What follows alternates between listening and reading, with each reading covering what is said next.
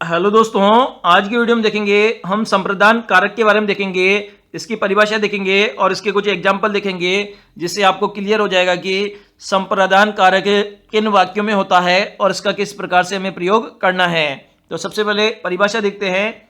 संप्रदान का अर्थ होता है देना। जब वाक्य में किसी को कुछ दिया जाए या किसी के लिए कुछ किया जाए तो वहां पर कौन सा कारक होता है? वहां पर संप्रदान कारक होता है। मतलब कुछ देने का भाव हो और कुछ करने का भाव हो तो वहां पर सिंपल सा संप्रदान कारक होगा। तो इसमें जो विभक्ति चिन्ह है वो दो विभक्ति चिन्ह आपको याद करना है। के लिए याद करना है और को आपको याद करना है। इन दोनों में से कोई भी आ जाए तो वहां पर डायरेक्ट संप्रदान कारक हो जाएगा। एग्जाम्पल हम देखते हैं संप्रदान कारक के। नरेश मीना के लिए फल लाया। तो यहां पर देख पा रहे हैं आप के लिए क्या है? विभक्ति चिन्ह है। तो विभक्ति चिन्ह से आप डायरेक्ट पता लग सकते हो कि यहां पर संप्रदान कारक है। तो पढ़ लेते हैं। ऊपर दिए गए वाक्य में आप जैसे देख सकते हैं कि के लिए चिन्ह का प्रयोग हुआ है। इससे हमें पता चलता है कि किसी के लिए काम किया जा रहा है। जब किसी के लिए काम किया जाता है तो तब वहां संप्रदान कारक होता है। अतएव ये संप्रदान कारक का उदाहरण है। इसी प्रकार से और भी उदाहरण हम देख लेते हैं।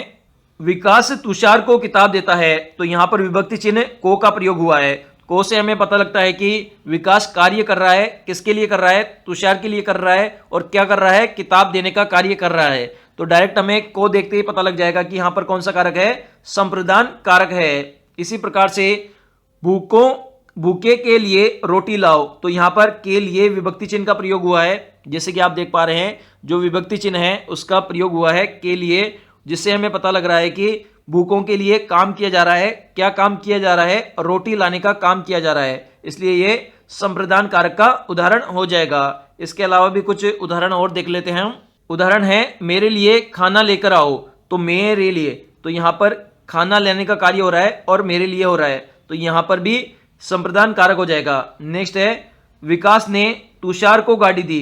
तो यहां पर कौन सा विभक्ति चिन्ह हो रहा है? को विभक्ति चिन्ह का प्रयोग हो रहा है।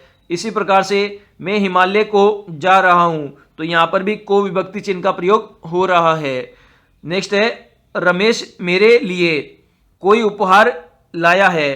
तो मेरे लिए का प्रयोग हो रहा है जो कि एक विभक्ति चिन्ह है। इसी प्रकार से वह मेरे लिए चाय बना रहा है। तो मेरे लिए यहां पर विभक्ति चिन्ह है और किसी के लिए कार्य होने का बोध हो रहा है सभी वाक्यों में, इसलिए यहां पर संप्रदान कारक होगा।